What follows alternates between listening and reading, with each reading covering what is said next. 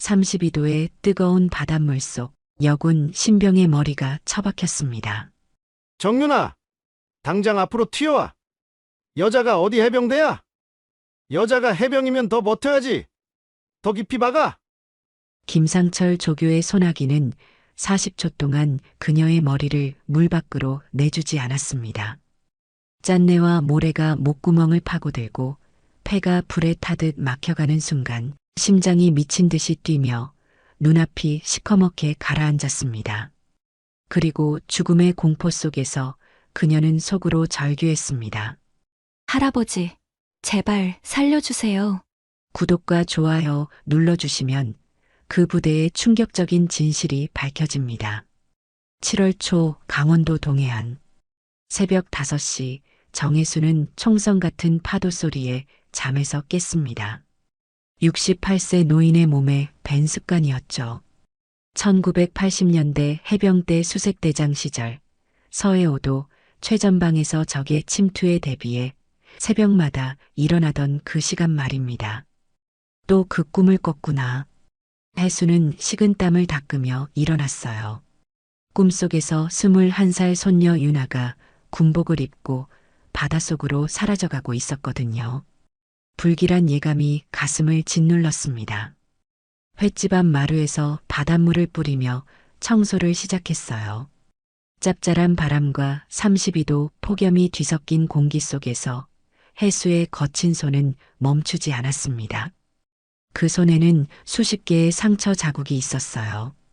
대간 첩작전 중 적과 맞붙으며 생긴 흔적들이었죠. 할아버지, 유나가 횟집 안에서 뛰어나왔습니다. 숨을 헐떡이며 신문을 들고 있었어요. 봐요, 이 기사. 해병대 여군 입대 지원자가 역대 최고래요. 해수는 신문을 받아들고 읽기 시작했어요. 하지만 유나의 다음 말에 손이 덜덜 떨렸습니다. 할아버지, 저도 해병대 가고 싶어요. 대학 그만두고 자원 입대할래요. 뭐라고? 해수의 목소리가 바다를 가를 듯 커졌어요. 유나야, 정신 차려라. 내가 뭘 말하는지 알고 있느냐? 할아버지가 서해 5도에서 목숨 걸고 나라 지키셨던 것처럼 저도 그렇게 살고 싶어요. 유나의 눈빛에는 불꽃이 타오르고 있었습니다. 할아버지 무용담 들으면서 자랐잖아요. 1982년 북한 공작원들이 침투했을 때 홀로 해안가를 지키시며 3시간 동안 교전하셨던 이야기. 해수는 가슴이 뜨거워졌어요. 손녀가 자신의 과거를 그렇게 자세히 기억하고 있다는 사실에 감동했지만 동시에 불안했습니다. 그건 남자들도 힘든 일이야. 하물며 여자가. 성별이 뭐가 중요해요? 유나가 해수의 말을 가로막았습니다. 할아버지, 시대가 달라졌어요. 여군도 최전방에서 싸우고 있다고요. 그때 민호가 집에 들어왔어요. 해병대 대령 정복을 입은 45세 아버지의 얼굴은 굳어 있었습니다. 무슨 소리가 이렇게 크냐? 아버지. 유나가 달려가 민호의 팔을 붙잡았어요. 저 해병대 가고 싶어요. 허락해 주세요. 민호의 얼굴이 순간 일그러졌습니다. 허락? 내가 군대가 뭔지 알아? 특히 해병대가 얼마나 험한 곳인지 알고 말하는 거야? 아버지가 20년 넘게 복무하고 계시는데 왜 저는 안 돼요? 유나의 목소리에 서운함이 배어 있었어요. 해수가 나섰습니다. 민호야, 유나 말도 일리가 있어. 내가 군 생활할 때와는 많이 달라졌잖아. 아버님, 민호가 소리쳤어요. 아버님도 군대가 어떤 곳인지 아시잖아요. 유나는 우리 집 외동딸이에요. 그래서 더 가야 하는 거 아니냐? 해수의 목소리에 힘이 들어갔습니다.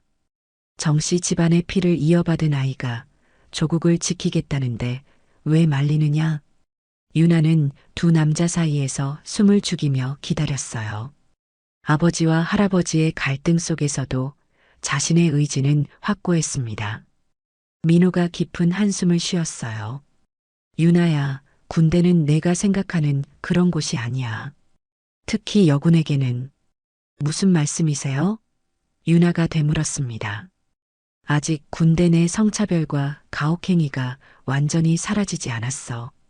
여군이라고 더 쉬운 게 아니라 오히려 더 힘들 수도 있다는 말이야. 해수는 바다를 바라보며 말했어요.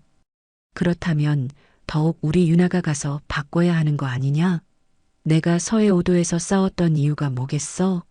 다음 세대가 더 나은 세상에서 살게 하려고 한 거잖아. 윤아가 무릎을 꿇고 두 손을 모았습니다.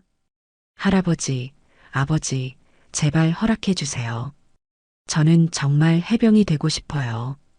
할아버지처럼, 아버지처럼 이 나라를 지키고 싶어요. 바닷바람이 불어와 윤아의 머리카락을 흩날렸어요. 해수는 손녀의 간절한 모습에서 젊은 시절 자신의 모습을 보았습니다. 조국을 위해 목숨을 바칠 각오로 입대했던 그때의 마음 말이에요.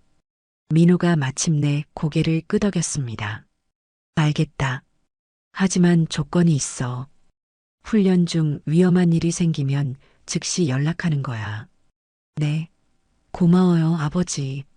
윤아가 뛸 듯이 기뻐했어요. 해수는 손녀를 끌어안으며 속삭였습니다. 윤아야, 할아버지가 지켜낸 이 바다를 이제 내가 지켜다오. 하지만 무엇보다 내 자신을 지키는 게 먼저야. 그날 밤 윤아는 포항 해병대 교육훈련단으로 향했어요. 버스 창문 너머로 할아버지와 아버지가 손을 흔들고 있었습니다. 해수는 가슴 한편이 불안했지만 손녀를 믿기로 했어요. 하지만 해수는 몰랐습니다. 며칠 후 그 바다에서 벌어질 끔찍한 일을 말이에요. 포항 해병대 교육훈련단에 윤아가 입소한 지 일주일이 지났습니다.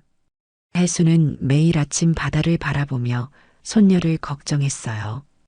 그런데 이상하게도 윤아에게서는 연락이 없었습니다. 평소 같으면 하루가 멀다 하고 안부 전화를 걸던 손녀였는데 말이죠. 7월 둘째 주 화요일 점심 무렵이었습니다. 해수는 횟집에서 손님들에게 내놓을 반찬을 준비하고 있었어요. 그때 익숙한 발소리가 들렸습니다. 옛 전우 김만식이 숨을 헐떡이며 달려오고 있었거든요. 해수야, 해수야. 만식의 목소리에는 다급함이 묻어 있었어요. 70세인 그는 평소 느긋한 성격이었는데 이렇게 뛰어오는 모습은 처음이었습니다. 왜 그래, 만식아? 무슨 일이야? 해수가 앞치마를 벗으며 물었어요. 만식은 가쁜 숨을 몰아쉬며 말했습니다. 윤아가 오늘 훈련장에서 머리를 바닷물에 처박혔다더라. 순간 해수의 손에 들린 국자가 덜컥 떨어졌어요. 스테인리스 국자가 바닥에 부딪히는 소리가 횟집 안에 울려 퍼졌습니다. 뭐라고? 누가 그런 말을? 내 조카가 같은 부대 취사병으로 있거든. 방금 전화가 왔어. 만식의 얼굴은 창백했어요. 윤아가 해변 훈련 중에 조교한테 당했다는 거야. 해수의 머릿속이 하얗게 변했어요. 32도 폭염 속에서도 온몸에 소름이 돋았습니다. 바닷물 온도까지 평소보다 5도나 올라간 상황에서 머리를 물속에 처박는다는 것은 상상만 해도 끔찍했거든요. 자세한 얘기 좀 해봐. 해수의 목소리가 떨리기 시작했어요. 만식이 주위를 둘러보고 목소리를 낮췄습니다. 해변 훈련이었는데 윤아가 뭔가 실수를 했나 봐. 그랬더니 조교가 갑자기 윤아의 머리채를 잡고 바닷물에 처박았다는 거야. 한 번이 아니라 여러 번 말이야. 해수는 주먹을 꽉 쥐었어요. 손톱이 손바닥을 파고들 정도로 세게 말이죠. 그게 진짜냐? 내 조카가 직접 본 일이야. 윤아가 숨을 못 쉬어서 몸부림쳤는데도 계속 물속에 밀어 넣었다더라. 만식의 목소리에도 분노가 섞여 있었어요. 이게 무슨 훈련이야? 이건 폭력이지. 해수는 벽에 기대어 서 있었습니다. 다리에 힘이 빠져서 제대로 서 있을 수가 없었거든요. 1980년대 자신이 해병대에 있을 때도 가혹한 훈련은 있었지만 이런 식의 모욕은 없었어요. 더 있어. 만식이 조심스럽게 말을 이었어요. 조교가 유나한테 뭐라고 했는지 아냐? 여자가 해병이면 더 버텨야지라고 했다더라. 그 말을 들은 순간 해수의 혈압이 확 올라가는 게 느껴졌어요. 관자놀이가 쿵쿵 뛰기 시작했습니다. 감히 내 손녀에게. 해수야, 진정해. 지금 당장 민호한테 연락해야 돼. 만식이 해수의 어깨를 붙잡았어요. 해수는 떨리는 손으로 휴대전화를 꺼냈습니다. 민호의 번호를 누르는데 손가락이 제대로 움직이지 않았어요. 분노와 걱정이 뒤섞여 온몸이 떨렸거든요. 여보세요, 아버님? 민호의 목소리가 들렸어요. 민호야. 해수의 목소리가 메말랐어요. 유나가 당했다. 네, 무슨 말씀이세요? 내 딸이 오늘 훈련장에서 머리를 바닷물에 처박혔어. 조교한테 말이야. 해수의 목소리에 분노가 실리기 시작했어요. 이게 훈련이냐? 이건 폭력이야. 전화기 너머로 민호가 숨을 크게 들이쉬는 소리가 들렸어요. 아버님, 정확한 상황을 확인해 보겠습니다. 확인은 무슨? 지금 당장 가야 돼. 해수가 소리쳤어요. 내가 서해 5도에서 목숨 걸고 지킨 나라에서 내 손녀가 이런 모욕을 당하고 있다고. 만식이 옆에서 거들었어요. 민호야, 이건 정말 심각한 문제야. 요즘 같은 더위에 바닷물에 머리를 처박는 건 생명까지 위험할 수 있어. 민호의 목소리에도 분노가 묻어나기 시작했어요. 알겠습니다. 지금 당장 부대로 가겠습니다. 아버님도 함께 가시죠. 해수는 주방에 있던 식칼을 바라보았어요. 순간 젊은 시절 대간첩작전 때의 기억이 떠올랐습니다. 적과 맞서 싸우던 그때의 살기가 온몸에 퍼졌거든요. 해수야, 진정해. 식칼은 내려놔. 만식이 해수의 손목을 잡았어요. 내가 평생 바다를 지켜왔는데. 해수의 목소리가 떨렸어요. 내 손녀가 그 바다에서 이런 일을 당하다니. 그날 밤 해수는 잠을 이루지 못했어요. 계속해서 유나의 얼굴이 떠올랐습니다. 숨을 못 쉬어 몸부림치는 손녀의 모습, 바닷물에 처박힌 채 굴욕을 당하는 모습이 머릿속에서 떠나지 않았어요. 새벽 4시 해수는 일어나 바다를 바라보았습니다. 평생 자신을 품어주던 그 바다가 이제는 원망스러웠어요. 이 바다가 내 유나에게 독이 되다니. 하지만 해수는 결심했습니다. 손녀를 지켜내겠다고 말이에요. 1980년대 서해 5도에서 적들과 맞서 싸웠던 것처럼 이번에도 유나를 위해 싸우겠다고 다짐했습니다. 기다려라, 유나야. 할아버지가 반드시 너를 구해내겠다. 해수의 눈빛에 옛날의 투지가 되살아나고 있었어요. 그날 오전 10시 포항 해병대 교육훈련단 해변 훈련장. 뜨거운 햇살이 모래사장을 달구고 있었습니다. 기온은 이미 35도를 넘어섰고 바닷물 온도도 평소보다 훨씬 높았어요. 훈련복을 입은 신병들의 얼굴에는 벌써 땀이 흘러내리고 있었습니다. 집합. 김상철 조교의 고함 소리가 해변을 찢어발겼어요. 23살인 그는 1년 전 같은 곳에서 훈련을 받았던 선임병이었습니다. 키 180cm의 근육질 체격, 선글라스를 낀 얼굴에는 오만한 웃음이 떠올라 있었어요. 유나는 다른 신병들과 함께 일렬로 섰습니다. 해병대 훈련복이 땀에 흠뻑 젖어 온몸에 달라붙었어요. 입대한 지 일주일이 지났지만 매일이 지옥이었습니다. 특히 남자 신병들 사이에서 유일한 여자로서 받는 멸시의 시선들이 칼날처럼 파고들었어요.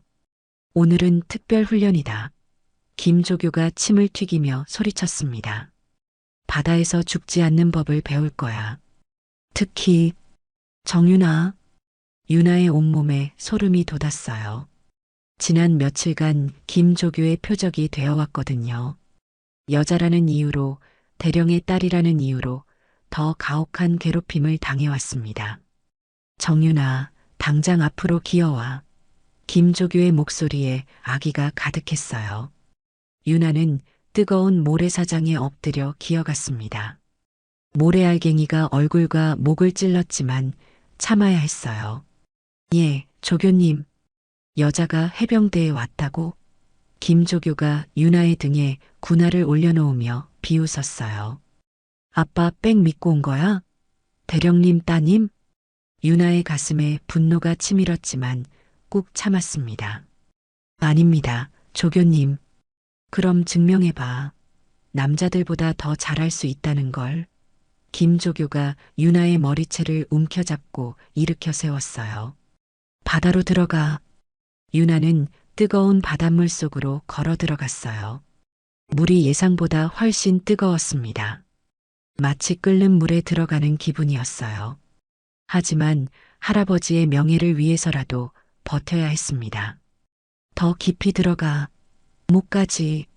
김조교가 해변에서 고함쳤어요. 유나가 목까지 물에 잠기자 김조교도 물속으로 들어왔습니다.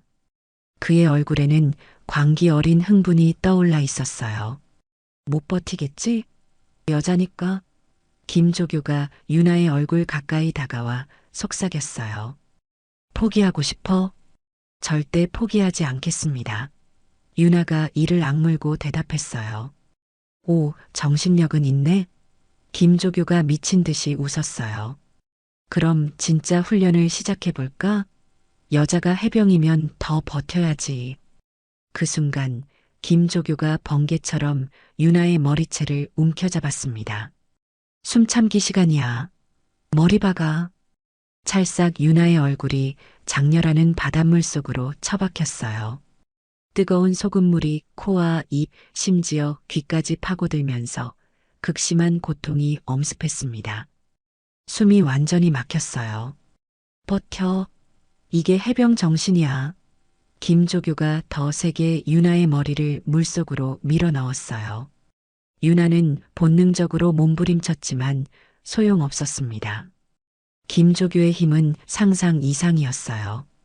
물속에서 숨을 참으려 애썼지만 뜨거운 바닷물이 기관지로 들어와 폐가 타는 것 같았습니다.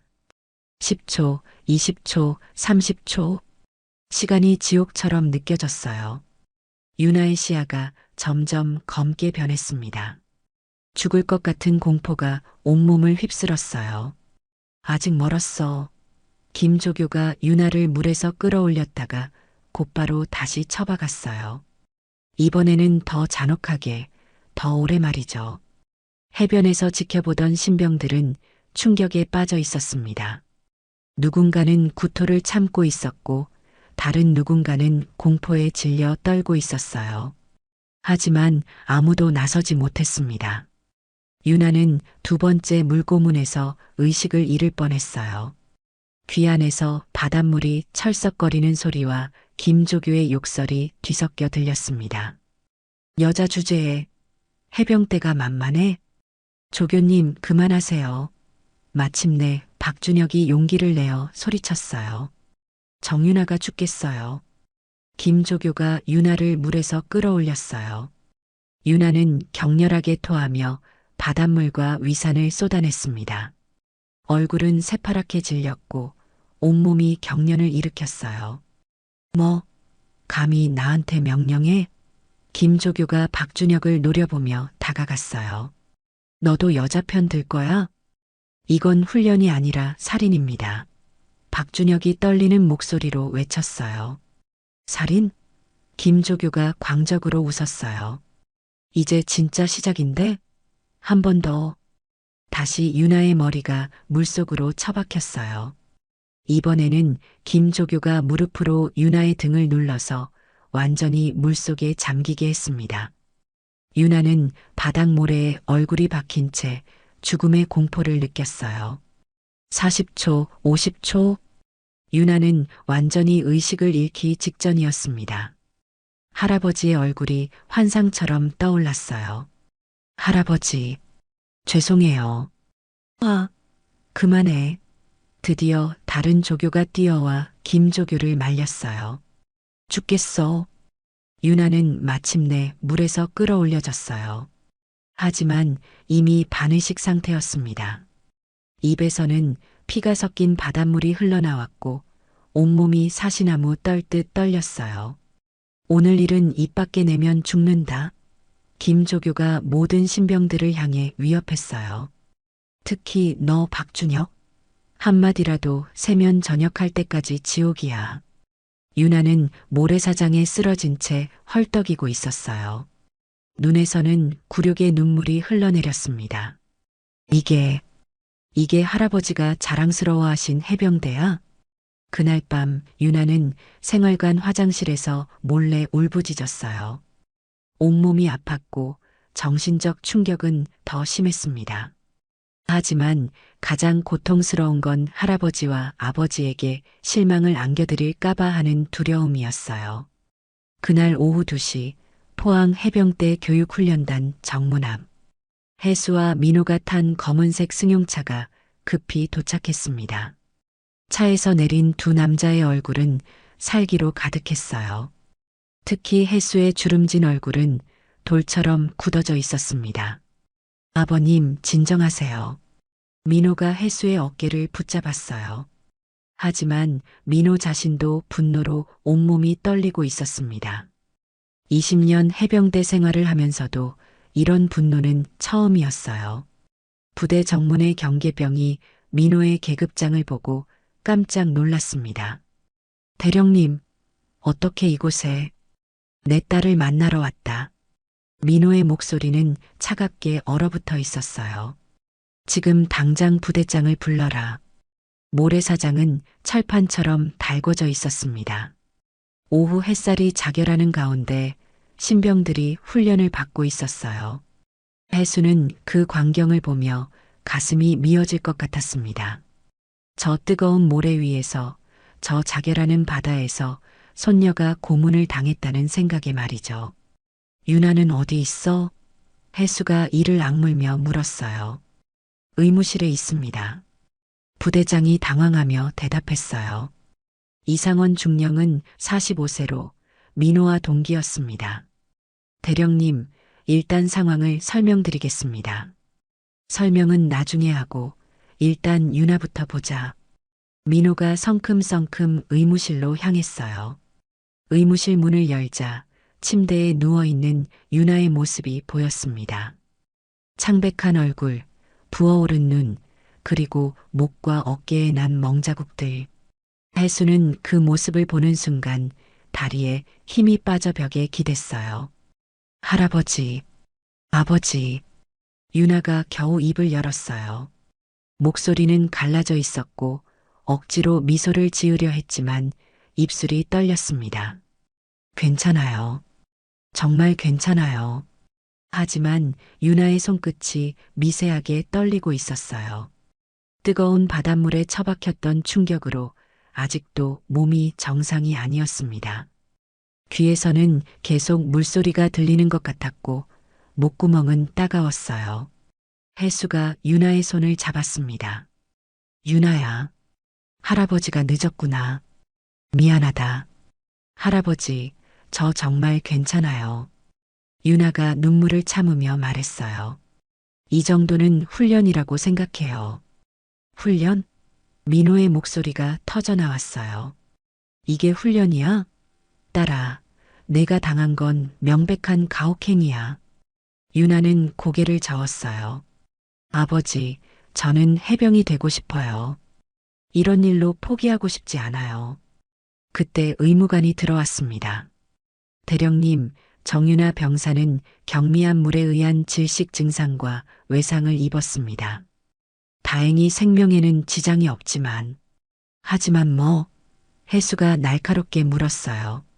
정신적 충격이 상당할 것 같습니다. 며칠간은 안정을 취해야 할 것 같아요. 민호는 주먹을 꽉 쥐었습니다. 부대장, 가해자들은 어디 있어? 이상원 중령이 땀을 흘리며 대답했어요. 현재 조사 중입니다. 김상철 조교와 관련자들을 별도로 격리해 놓았습니다. 격리? 해수가 벌떡 일어났어요. 격리가 아니라 감옥에 쳐넣어야 할 놈들이야. 아버님, 진정하세요. 민호가 해수를 말렸지만 자신도 똑같은 생각이었어요. 이상원, 너도 알잖아. 이건 군기가 아니라 폭력이야. 대령님 말씀이 맞습니다. 이상원 중령이 고개를 숙였어요. 하지만 절차를 거쳐야. 절차? 민호가 소리쳤어요. 내 딸이 거의 죽을 뻔했는데 절차를 말해? 유나가 침대에서 일어나려 했어요. 아버지, 너무 큰일 만드시는 거 아니에요? 큰일? 해수가 유나의 손을 꽉 잡았어요. 유나야, 이건 큰일이 아니라 정의를 세우는 일이다. 할아버지가 1980년대에 싸운 이유가 뭐겠냐? 이런 불의가 없는 세상을 만들기 위해서였어. 민호가 창밖을 바라보며 말했어요. 저 바다를 봐라. 저 바다에서 내가 거의 죽을 뻔했어. 그런데도 이걸 그냥 넘어가라고? 하지만 유나가 말하려 했지만 해수가 막았어요. 유나야, 넌 아무 잘못이 없어. 잘못한 건 저 악질들이야. 해수의 목소리에 확신이 담겨 있었어요. 할아버지가 반드시 너를 지켜줄 테니까 걱정하지 마라. 그때 부대장실에서 연락이 왔어요. 대령님, 국방부에서 연락이 왔습니다. 이 사건을 정식으로 조사하겠다고 합니다. 민호와 해수는 서로를 바라보았어요. 둘 다 같은 생각이었습니다. 이제 진짜 전쟁이 시작되는 거라고 말이죠. 좋아. 민호가 이를 악물며 말했어요. 정식으로 조사받자. 하지만 그 전에 내가 먼저 처리할 일이 있어. 해수가 민호의 어깨를 잡았어요. 민호야, 무슨 생각이야? 아버님도 아시잖아요. 해병대는 전우를 물에 처박는 곳이 아니라 전우를 지키는 곳이라는 걸 말이에요. 민호의 눈빛에 결심이 서려 있었어요. 유나는 두 남자를 바라보며 불안했어요. 자신 때문에 할아버지와 아버지가 큰 문제에 휘말릴까봐 걱정이 되었거든요. 하지만 동시에 따뜻함도 느꼈습니다. 이렇게까지 자신을 지켜주려는 가족이 있다는 사실에 말이에요. 해수가 유나의 이마에 손을 얹었어요. 유나야, 할아버지가 약속한다. 이 일은 반드시 바로잡을 거야. 그리고 넌 당당하게 해병이 될 수 있을 거야. 바깥에서는 여전히 뜨거운 햇살이 모래사장을 달구고 있었어요. 하지만 의무실 안에는 폭풍 전야의 고요함이 흐르고 있었습니다. 곧 이 조용한 부대에 거대한 태풍이 몰아칠 거라는 예감과 함께 말이에요. 그날 오후 4시, 민호는 부대장실 문을 발로 차듯 열어젖혔습니다. 이상원 중령이 책상에서 벌떡 일어났어요. 민호의 얼굴에는 20년 해병대 생활에서 한 번도 본 적 없는 살기가 서려 있었습니다. 가해자들을 당장 내놔. 민호의 목소리는 얼음장처럼 차갔어요. 대령님, 진정하세요. 절차가. 이상원 중령이 말하려 했지만 민호가 책상을 주먹으로 내리쳤어요. 탁 하는 소리가 사무실을 진동시켰습니다. 절차? 내 딸이 거의 죽을 뻔했는데 절차를 말해? 민호가 이상원의 멱살을 잡을 듯 다가갔어요. 이상원, 너도 딸이 있잖아. 내 딸이 저런 일을 당했어도 절차를 기다리겠어? 이상원 중령은 식은땀을 흘리며 뒷걸음쳤어요. 대령님, 군 내부 문제에 가족이 개입하시면. 가족? 민호가 비웃었어요. 나는 가족이자 해병대 대령이다. 그리고 지금 내가 하는 건 개입이 아니라 정의 구현이야. 그 시각 속초항에서는 긴급 출동 명령이 떨어지고 있었습니다. 해군 고속정 세척이 일제히 엔진을 가동했어요. 민호가 해군 동기들에게 긴급 요청을 한 결과였습니다. 포항 앞바다로 이동한다. 해병대 교육훈련단 해상 봉쇄작전. 고속정 함장의 명령이 무전을 타고 퍼졌어요. 동시에 공군기지에서는 수송헬기 2대가 이륙 준비를 마쳤습니다. 민호의 인맥은 상상 이상이었어요. 20년간 쌓아온 전우애가 이 순간 폭발하고 있었습니다. 해수는 부대 밖에서 무전기를 잡고 있었어요. 1980년대 서해 5도에서 사용했던 그 음성 암호를 다시 사용하고 있었습니다. 청룡 1호, 청룡 1호. 바다뱀 작전 개시한다. 청룡 1호, 이쪽은 흰상어. 고속정 세척 출발 완료. 무전기에서 굵은 목소리가 들렸어요. 해수의 옛 전우, 현재 해군 준장인 박성민의 목소리였습니다. 흰상어 고맙다. 내 손녀를 위해 움직여줘서. 해수의 목소리에 감정이 묻어났어요. 해수야, 우리가 서해 5도에서 함께 피 흘릴 때 한 약속 기억하지? 전우의 가족은 내 가족이라고 했잖아. 박성민의 목소리도 떨렸어요. 부대장실에서는 여전히 대치가 계속되고 있었습니다. 민호가 이상원을 압박하고 있었어요. 김상철 조교가 어디 있어? 민호가 낮은 목소리로 위협했어요. 대령님, 그는 현재 영창에. 이상원이 말하다가 멈췄어요. 창밖으로 헬기 소리가 들려오고 있었거든요. 뭐야, 저 소리는? 이상원이 창문으로 달려갔어요. 하늘에서 거대한 수송헬기 2대가 부대 상공을 선회하고 있었습니다. 민호가 냉소적으로 웃었어요. 내 친구들이야. 공군 수송단 소속 말이지. 대령님, 설마. 이상원의 얼굴이 새파랗게 질렸어요. 그때 해안 경계병이 뛰어왔어요. 중령님, 큰일 났습니다. 해군 고속정들이 우리 부대 앞바다를 포위하고 있습니다. 이상원 중령은 망연자실했어요. 이게 무슨 일입니까? 민호가 팔짱을 끼고 말했어요. 내 딸을 건드린 대가야. 김상철을 당장 내놔. 그리고 이 사건에 연루된 모든 놈들도 함께. 대령님, 이건 너무 과한 거 아닙니까? 이상원이 애원하듯 말했어요. 과해. 민호의 눈빛이 번뜩였어요. 내 딸을 바닷물에 처박은 게 과한 거 아니야? 거의 죽일 뻔한 게 과한 거 아니고. 해수가 부대장실로 들어왔어요. 무전기를 손에 든 채였습니다. 민호야, 준비됐다. 뭐가 준비됐다는 겁니까? 이상원이 떨리는 목소리로 물었어요. 해수가 무전기를 켰어요. 전 부대원 집합. 10분 내로 연병장에 모여라. 확성기를 통해 해수의 목소리가 부대 전체에 울려 퍼졌어요. 이 명령을 어기는 자는 군법으로 처리한다. 연병장에 전 부대원이 모였을 때 하늘에서는 헬기가 계속 선회하고 있었고 바다에서는 고속정들이 포위망을 형성하고 있었어요. 부대원들은 이런 상황을 한 번도 본 적이 없어서 공포에 떨고 있었습니다. 민호가 연병장 연단에 올라갔어요. 나는 해병대 대령 정민호다.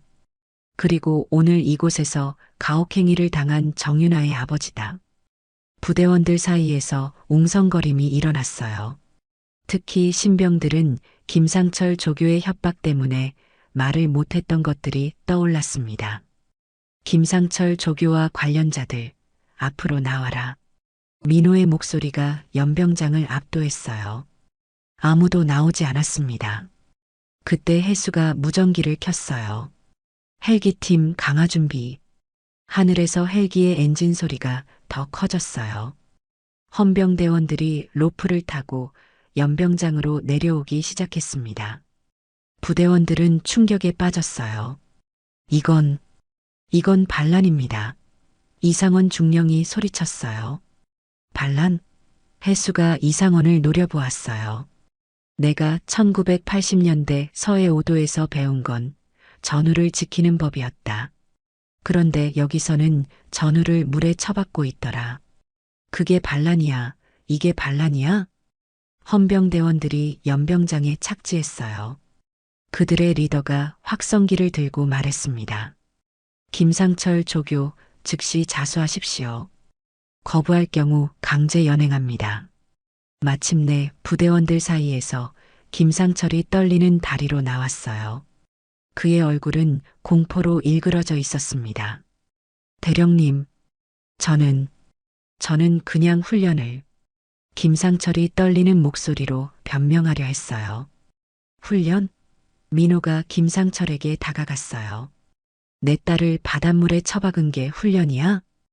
헌병대원들이 김상철의 팔을 잡았어요. 수갑이 채워지는 소리가 연병장에 울려 퍼졌습니다. 해수가 부대원들을 향해 마지막으로 말했어요. 1980년대 서해 오도에서 내가 배운 해병 정신은 이런 게 아니었다. 너희들도 제대로 배워라. 그날 포항 해병대 교육훈련단 앞바다는 완전히 봉쇄되었고 가혹행위의 실상이 세상에 드러나기 시작했어요. 연병장에 무거운 침묵이 흘렀습니다. 김상철이 수갑에 채워진 채 헌병들에게 끌려가는 모습을 보며 부대원들은 숨을 죽이고 있었어요. 하지만 민호는 아직 끝나지 않았다는 걸 알고 있었습니다. 잠깐, 민호가 헌병대장을 불렀어요. 김상철 혼자서 이런 일을 저질렀을 리가 없어. 공범들이 더 있을 거야. 해수가 연단에 올라서며 부대원들을 둘러보았어요. 그의 날카로운 눈빛이 신병들 사이를 훑어갔습니다. 정윤아가 당한 일을 목격한 사람, 손을 들어라. 아무도 손을 들지 않았어요. 김상철의 협박이 아직도 그들을 지배하고 있었습니다. 해수는 이런 상황을 예상했다는 듯 무전기를 켰어요. 흰상어, 심리전 개시해라. 해수의 명령이 떨어지자 바다에서 고속정들이 일제히 사이렌을 울리기 시작했어요. 삐이 소리가 부대 전체를 진동시켰습니다. 부대원들은 공포에 떨었어요. 이런 상황은 전쟁 영화에서나 보던 것이었거든요. 하늘의 헬기, 바다의 고속정, 그리고 무장한 헌병들까지 완전한 포위 상황이었습니다. 마지막 기회다. 민호가 확성기를 들고 말했어요. 정윤아에게 가혹행위를 한 자들, 그리고 이를 목격하고도 신고하지 않은 자들, 지금 자수하면 선처하겠다. 그때 신병들 사이에서 손이 하나 올라갔어요. 박준혁이었습니다. 그의 얼굴은 창백했지만 용기를 내어 앞으로 나왔어요. 대령님, 저는 정윤아를 도우려 했습니다. 박준혁의 목소리가 떨렸어요. 하지만 김상철 조교가 협박했어요. 말하면 전역할 때까지 지옥을 보게 해준다고. 민호가 박준혁에게 다가갔어요. 자세히 말해봐. 그날 무슨 일이 있었는지. 박준혁이 깊은 숨을 쉬고 말하기 시작했어요. 김상철 조교가 정윤아를 바다로 데려갔어요. 처음에는 수영 훈련인 줄 알았는데 그의 목소리가 점점 작아졌어요. 계속해. 해수가 독촉했어요. 갑자기 정윤아의 머리를 물속에 쳐박았어요. 한 번이 아니라 여러 번. 정윤아가 숨을 못 쉬어서 몸부림쳤는데도 계속했어요. 박준혁의 눈에 눈물이 맺혔어요. 부대원들 사이에서 웅성거림이 일어났어요. 모두가 그 끔찍한 광경을 목격했지만 아무도 말하지 못했던 것이었습니다. 또 누가 있었어? 민호가 계속 물었어요. 박준혁이 고개를 돌려 다른 신병들을 바라보았어요. 저희 모두가 봤어요. 하지만 김상철 조교와 고참들이 협박해서 그때 또 다른 손이 올라갔어요. 이번에는 여자 신병이었습니다. 21살 김민정이 떨리는 목소리로 말했어요. 저희도 다 당했습니다. 김민정의 고백이 연병장을 충격으로 몰아넣었어요. 여자라서 신병이라서 매일 그런 일을 당했어요. 민호의 얼굴이 더욱 굳어졌어요. 뭐라고? 너희도? 김상철 조교만이 아니었어요. 또 다른 여자 신병이 용기를 내어 말했어요. 다른 고참들도. 여자들은 해병대에 어울리지 않는다면서 계속. 해수는 주먹을 꽉 쥐었어요. 1980년대 자신이 해병대에 있을 때도 가혹한 훈련은 있었지만 이런 식의 성차별과 집단 괴롭힘은 없었거든요. 이름을 대라. 민호가 차갑게 말했어요. 가해자들의 이름을 모두 대라.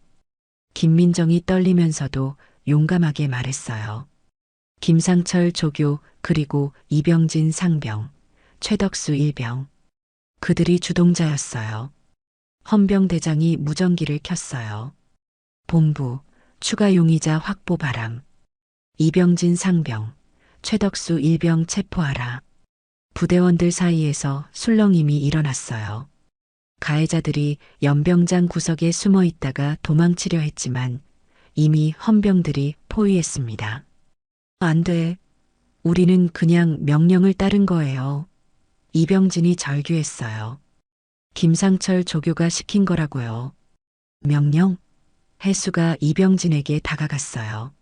누가 여자를 바닷물에 처박으라고 명령했어? 누가 후배를 괴롭히라고 명령했어? 최덕수도 붙잡혔어요. 그는 울면서 변명했습니다. 저희도 신병 때 당했어요. 그러니까 후배들도. 그게 이유가 돼? 민호가 소리쳤어요. 내가 당했으니까 다른 사람도 당해야 한다는 거야? 연병장 분위기가 점점 무거워졌어요. 그동안 숨겨져 있던 부대 내 가혹행위의 실상이 하나둘씩 드러나고 있었습니다. 여자라는 이유로, 신병이라는 이유로 당해온 수많은 괴롭힘들이 말이에요. 박준혁이 다시 입을 열었어요. 대령님, 정윤아는 정말 용감했어요. 끝까지 포기하지 않으려고 했어요. 하지만 너무 잔혹했어요. 해수의 눈에 눈물이 맺혔어요. 손녀가 얼마나 고통스러웠을지 상상만 해도 가슴이 찢어질 것 같았습니다. 신고하면 저녁 때까지 죽는다고 했어요. 또 다른 신병이 말했어요. 그래서 아무도 말할 수 없었어요. 민호는 군화 발끝을 모래에 박으며 분노를 사겼어요. 해병대는 전우를 물에 처박는 곳이 아니다. 이게 내가 배운 군기냐? 가해자들이 모두 붙잡히자 다른 부대원들의 시선이 흔들리기 시작했어요. 그동안 당연하다고 여겨왔던 것들이 사실은 잘못된 거였다는 깨달음이 퍼져나가고 있었습니다. 해수가 마지막으로 부대원들에게 말했어요. 해병대는 강한 자가 약한 자를 괴롭히는 곳이 아니야. 강한 자가 약한 자를 지키는 곳이다. 그걸 잊지 마라. 하늘의 헬기가 여전히 선회하고 있었고 바다의 고속정들도 포위를 유지하고 있었어요. 이제 진실이 모두 드러났습니다. 남은 건 정의를 실현하는 일뿐이었어요. 정오가 지나자 포항 해병대 교육훈련단 앞바다는 완전히 다른 모습으로 변해 있었습니다. 평소 조용했던 이 바다에 해군 고속정 세척이 삼각형 진영을 이루며 부대를 포위하고 있었어요. 각 고속정에는 20mm 기관포가 설치되어 있었고 해병대원들이 완전 무장한 채 대기하고 있었습니다. 하늘에서는 수송헬기 2대가 계속해서 선해 비행을 하고 있었어요. 로터의 회전음이 부대 전체를 진동시키며 마치 전쟁터를 방불케 하는 위압적인 분위기를 만들어내고 있었습니다. 부대원들은 이런 광경을 평생 처음 보는 것이었어요. 이게 정말 현실인가요? 한 신병이 떨리는 목소리로 동료에게 속삭였어요. 연병장에서는 가해자들이 모두 헌병들에게 연행되고 있었습니다. 김상철 조교를 비롯해 이병진, 최덕수까지 총 5명의 가해자들이 수갑에 채워진 채 헬기로 향하고 있었어요. 민호가 김상철 앞에 서서 마지막으로 말했어요. 내 딸을 바닷물에 처박으면서 뭘 생각했어? 김상철은 고개를 들지 못했어요. 대령님, 저는 그냥 민호의 목소리에 분노가 실렸어요. 내 딸이 거의 죽을 뻔했는데 그냥이라고? 해수가 김상철에게 다가갔어요. 68세 노인의 눈빛에는 1980년대 서해 5도에서 적과 맞섰던 그때의 살기가 되살아나고 있었습니다. 젊은 놈아, 내가 너 나이 때 서해 5도에서 뭘 했는지 아냐? 해수의 목소리는 낮았지만 위협적이었어요. 북한 공작원들과 맞서 싸우면서도 동료를 지키는 게 우선이었어. 그런데 너는 동료를 물에 처박았지? 김상철이 떨리는 목소리로 대답했어요. 죄송합니다. 정말 죄송합니다. 죄송하다고? 해수가 차갑게 웃었어요. 내 손녀가 당한 고통을 내가 알기나 해? 그때 헬기에서 헌병대 간부가 내려왔어요. 계급장을 보니 헌병 준장이었습니다. 그는 민호에게 다가와 경례를 했어요. 대령님, 국방부 직할 수사단에서 파견 나왔습니다. 이 사건을 정식으로 수사하겠습니다. 민호가 고개를 끄덕였어요. 잘 왔어요, 준장님. 이 사건은 단순한 가혹행위가 아닙니다. 조직적인 범죄예요. 헌병 준장이 주변을 둘러보며 말했어요. 해군과 공군까지 동원된 이 상황. 상당히 이례적입니다. 이례적? 해수가 준장을 바라보았어요. 내 손녀가 거의 죽을 뻔한 상황에서 이례적이 무슨 상관이야? 준장은 해수의 기세에 압도되었어요. 비록 예편 군인이었지만 해수에게서 나오는 카리스마는 여전히 강력했습니다. 바다에서 고속정들이 움직이기 시작했어요. 가해자들을 헬기로 이송하기 위해 포위망을 더욱 좁히고 있었습니다. 물보라가 일면서 고속정들의 위력이 더욱 극명하게 드러났어요. 저기 봐요. 한 부대원이 바다를 가리켰어요. 고속정들이 뭔가를 하고 있어요. 해군 고속정에서 확성기 소리가 들려왔어요. 포항 해병대 교육훈련단 가혹행위 가해자 이송을 위해 해상 통제를 실시합니다. 모든 해상 활동을 중단하십시오. 이 소리를 들은 주변 어민들과 관광객들이 몰려들기 시작했어요. 이런 대규모 군사작전을 보는 건 처음이었거든요. 해안도로에는 구경꾼들이 줄을 서서 스마트폰으로 영상을 찍고 있었습니다. 대체 무슨 일이 벌어지고 있는 거야? 한 어민이 다른 어민에게 물었어요. 해병대에서 가혹행위 사건이 터졌다더라. 그래서 저렇게 대규모로 수사하고 있다는데. 부대 안에서는 헌병들이 증거 수집을 시작했어요. 훈련장 곳곳을 샅샅이 조사하고 목격자들의 진술을 받고 있었습니다.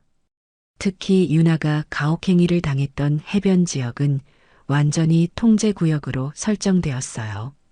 여기서 정확히 어떤 일이 벌어졌는지 재현해 보겠습니다. 헌병 수사관이 박준혁에게 말했어요. 박준혁은 떨리는 손으로 그날의 상황을 설명했어요. 김상철 조교가 정윤아를 저기로 데려갔어요. 그리고 갑자기 수사관들은 모든 과정을 꼼꼼히 기록했어요. 사진 촬영은 물론 동영상까지 촬영하면서 완벽한 증거를 수집하고 있었습니다. 해수는 헬기를 바라보며 무전기를 켰어요. 흰상어, 작전 성공이다. 범인들을 모두 잡았어. 청룡 1호, 수고했어. 우리의 우정이 이런 일에 도움이 되어서 다행이야. 박성민의 목소리가 무전기에서 들려왔어요. 민호가 부대원들을 향해 마지막으로 말했어요. 오늘 이 일을 절대 잊지 마라. 해병대는 약한 자를 괴롭히는 곳이 아니라 약한 자를 지키는 곳이라는 걸 말이다. 부대원들은 고개를 숙이고 있었어요. 특히 신병들은 울고 있는 아이들도 있었습니다. 그동안 참아왔던 억울함과 분노가 한꺼번에 터져 나오고 있었어요. 헬기가 이륙 준비를 마쳤어요. 가해자들이 모두 탑승한 상태였습니다. 김상철은 헬기 문 앞에서 마지막으로 연병장을 바라보았어요. 그의 얼굴에는 후회와 절망이 뒤섞여 있었습니다. 이륙합니다. 헬기 조종사의 목소리가 들렸어요. 거대한 로터 소음과 함께 헬기가 천천히 떠올랐어요. 가해자들을 태운 헬기가 하늘로 사라지자 부대 분위기가 조금씩 가라앉기 시작했습니다. 해수가 바다를 바라보며 말했어요. 이 바다는 기억한다. 누가 지켰고 누가 더럽혔는지 말이야. 고속정들도 하나둘씩 철수하기 시작했어요. 몇 시간 동안 이어진 해상 봉쇄 작전이 마침내 끝나고 있었습니다. 하지만 이 사건이 남긴 충격은 오래도록 계속될 것이었어요. 민호는 의무실로 향하며 생각했어요. 이제 유나에게 가서 모든 게 끝났다고 말해줘야겠다. 딸을 지켜낸 아버지의 마음은 무거우면서도 뿌듯했습니다. 사흘 후 의무실의 창문 너머로 평온한 바다가 보였습니다. 며칠 전 해군 고속정들이 포위했던 그 바다는 이제 다시 조용한 일상을 되찾고 있었어요. 하지만 그날의 일들은 모든 사람의 기억 속에 깊이 새겨져 있었습니다. 유나는 침대에 기대앉아 회복하고 있었어요. 창백했던 얼굴에 생기가 돌아오고 있었고 목소리도 많이 좋아졌습니다. 무엇보다 눈빛에 다시 의지가 살아나고 있었어요. 아버지, 할아버지. 유나가 조심스럽게 입을 열었어요. 너무 큰일 만든 거 아니에요? 민호는 고개를 저었어요. 큰일이 아니라 정의를 세운 거다, 유나야. 해수도 유나의 손을 잡으며 말했어요. 유나야, 할아버지가 서해오도에서 싸운 이유가 뭐였겠냐? 바로 이런 불의가 없는 세상을 만들기 위해서였어. 유나의 눈에 눈물이 맺혔어요. 하지만 다른 사람들은 뭐라고 생각할까요? 저 때문에 부대가 이렇게 뒤집어졌다고. 무슨 소리야? 민호가 단호하게 말했어요. 내 잘못이 아니야. 잘못한 건 가해자들이고 그걸 방치한 부대야. 그때 의무실 문이 열리며 박준혁이 들어왔어요. 그의 손에는 작은 꽃다발이 들려 있었습니다. 정유나, 안녕하세요. 준혁 오빠. 유나가 반가워했어요. 어떻게?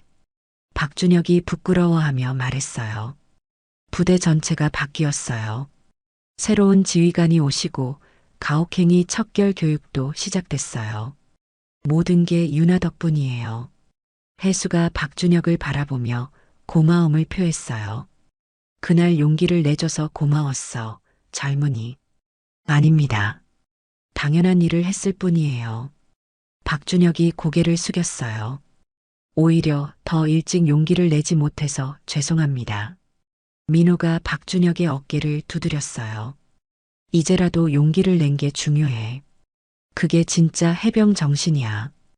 의무실 밖에서는 부대 전체가 완전히 달라진 분위기였어요. 새로 부임한 부대장은 가혹행위 척결을 위한 특별 프로그램을 시작했고 모든 부대원들이 인권교육을 받고 있었습니다. 유나야, 이제 정말 당당한 해병이 될 수 있을 거야. 해수가 손녀를 바라보며 말했어요. 할아버지가 지켜낸 이 나라에서 내가 꿈꾸던 해병으로 말이지. 유나가 창밖을 바라보며 말했어요. 할아버지, 저 바다가 이제는 무섭지 않아요. 오히려 고마워요. 고마워? 민호가 궁금해했어요. 네. 저 바다가 있었기 때문에 진실이 드러날 수 있었으니까요.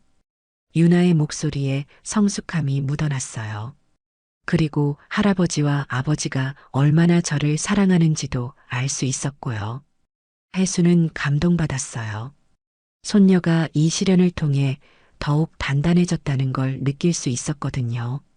유나야, 앞으로도 힘든 일이 있을 거야. 하지만 포기하지 마라.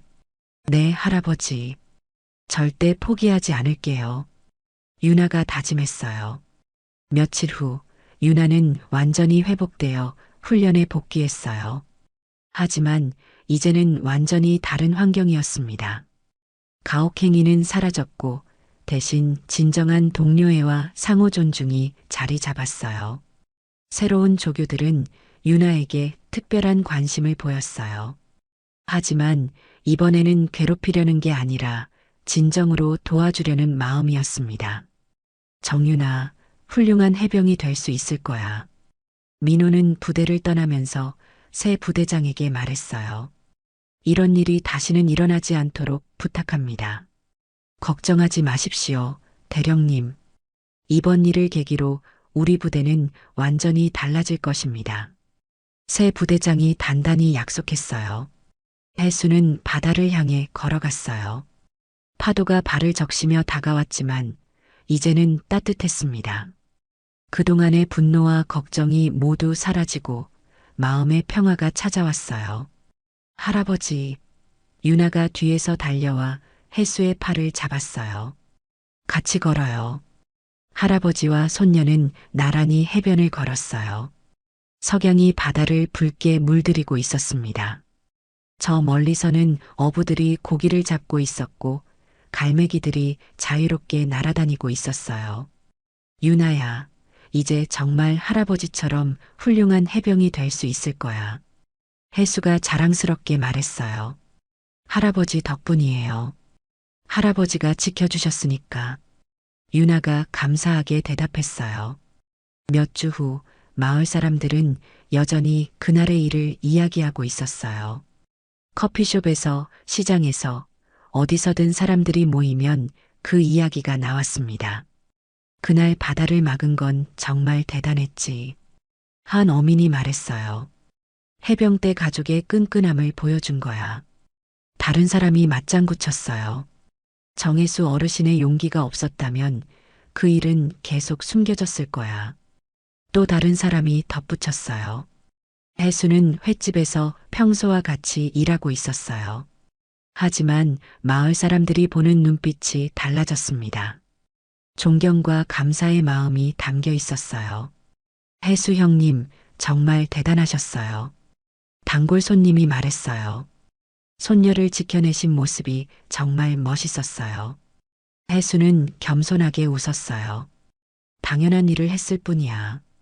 가족을 지키는 건 당연하잖아. 그 여름이 끝날 무렵 유나는 당당하게 해병대 훈련을 마쳤어요. 졸업식 날 해수와 민호가 참석했습니다.